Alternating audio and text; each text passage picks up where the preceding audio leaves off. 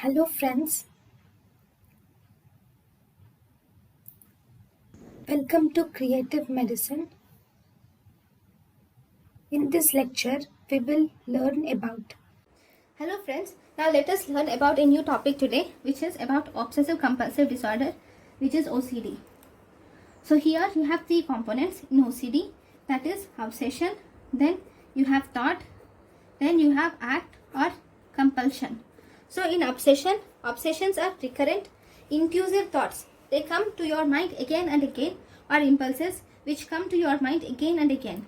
Okay, and these are the product of their own mind, and the patient knows that those thoughts are senseless and they are the product of their own mind, and these thoughts are unwanted and unacceptable.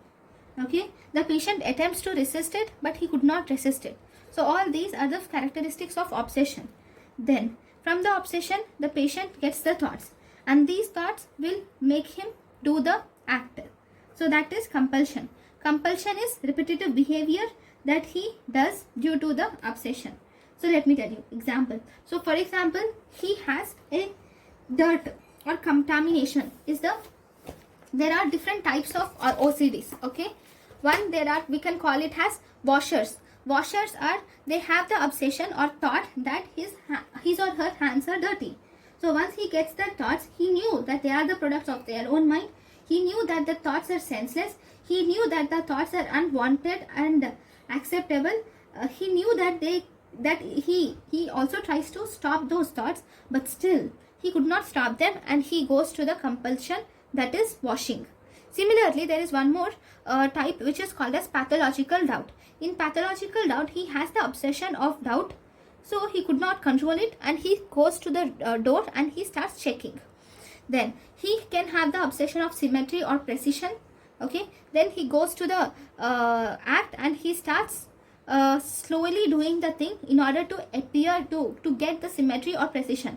Then in the obsessions, he might get some intrusive thoughts, and he could not have any compression for that anyways, right? All these are obsessions and compulsions. So what is the prevalence of this disease? It is common in 2 to 3%, and if symptoms should be present for at least 2 weeks for a person to call it as obsessive compulsive disorder.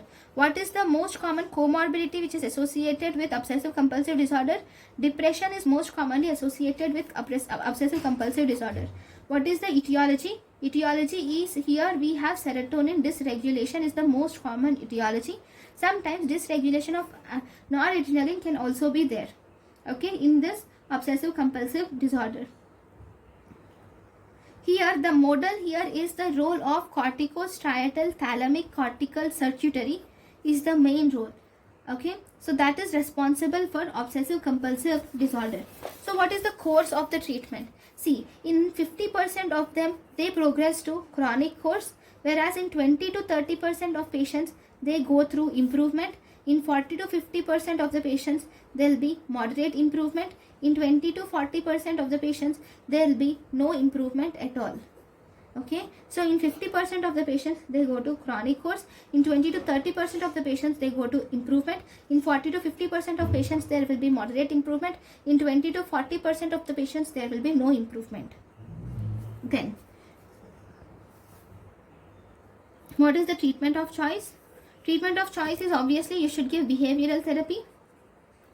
But what is the drug? If you ask what is the drug of choice, drug of choice is SSRIs followed by benzodiazepines followed by tricyclic antidepressants.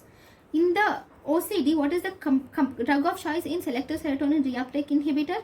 That is fluoxamine is the drug of choice, followed by fluoxetine can be given, followed by clomipramine can also be given. So if there is resistant OCD, even after giving this fluoxamine, there is no change, then you can call it as resistant OCD. In this, the treatment of choice is clomipramine. In this, clomipramine is the treatment of choice, and we can call it as TMS can also be done, which is repetitive transcranial magnetic stimulation can be done. It is done for obsessive compulsive disorder, post-traumatic stress disorder, and also depression. Then we have deep brain stimulation can also be done. Here you will place the electrodes in the brain and you will stimulate these electrodes. So it is done for OCD and Parkinsonism also. Then there is also called as psychosurgery. Psychosurgery is nothing but you can do cingulotomy, which is done by a scientist called as Moniz, and he got Nobel Prize in 1936 for this cingulotomy technique. Okay, so this is the treatments for resistant OCD. This is very important, obsessive compulsive disorder. Next, in the behavioral therapy, it is almost similar to the phobia which we have seen. One, in behavioral therapy, we have response exposure and response prevention can be done. Okay, this is mainly improves by the principle of habituation. Then we can have pure obsessions also. In this pure obsessions, we will ask the person to have thought stopping, ask the person to stop the thought, and you will give thought flooding. That is, there is one more thing which is called as thought flooding.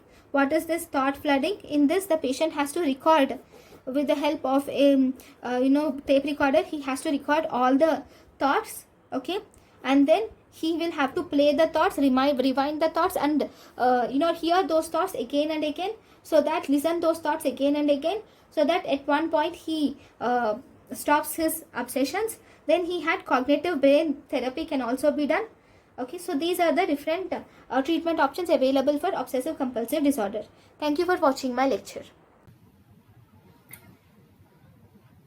Thank you, and thank you for watching.